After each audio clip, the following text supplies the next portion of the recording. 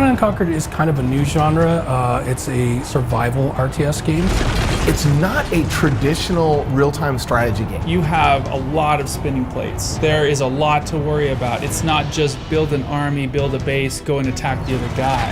You're defending up against waves of enemy attackers, and the waves get progressively more difficult. You know, you're Conan, you're in front of the citadel that you're supposed to defend.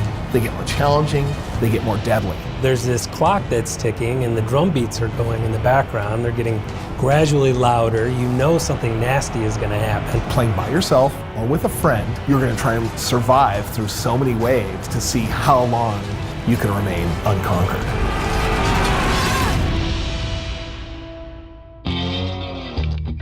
At Petroglyph, we've kind of continued along with our strategy game DNA and RTS kind of game DNA. I mean, pretty much anything fantasy and sci-fi is going to get people around here interested, but Conan's one of the top ones up there. And being able to make the first, strategy-based Conan game, that was huge to us. With Conan Unconquered, you're not really fighting against a base, you're fighting against the elements and overwhelming odds.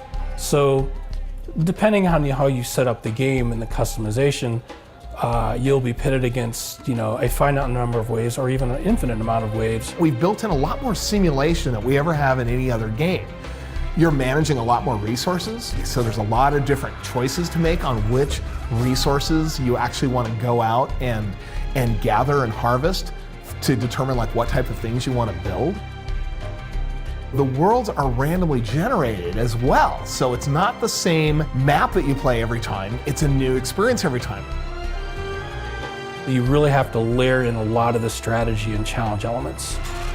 With Conan Unconquered, that's kind of what we're trying to do with the multiple enemy types that have different behaviors you have to deal with environmental effects such as disease and sandstorms and fire.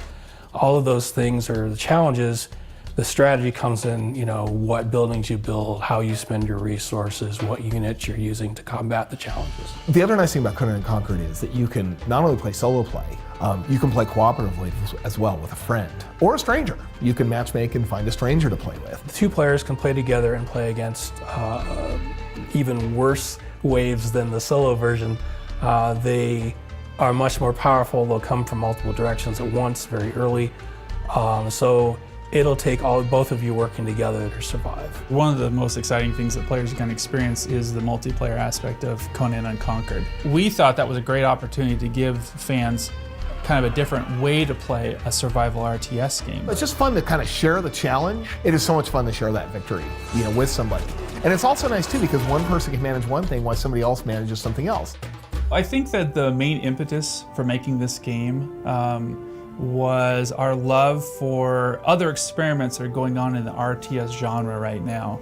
I am a big fan of Frostpunk. We all fell in love with Air Billions. We want to make a game that has some of the elements that this has because it's really fun to build and survive. These are great games and they're great examples of a survival strategic game that we thought, man, that's really good. What else could we do with that?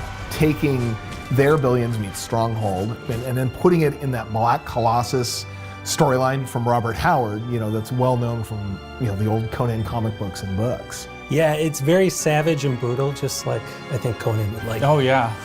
Conan, what is best in life? To see your enemies driven before you and to play this strategy game. That's right.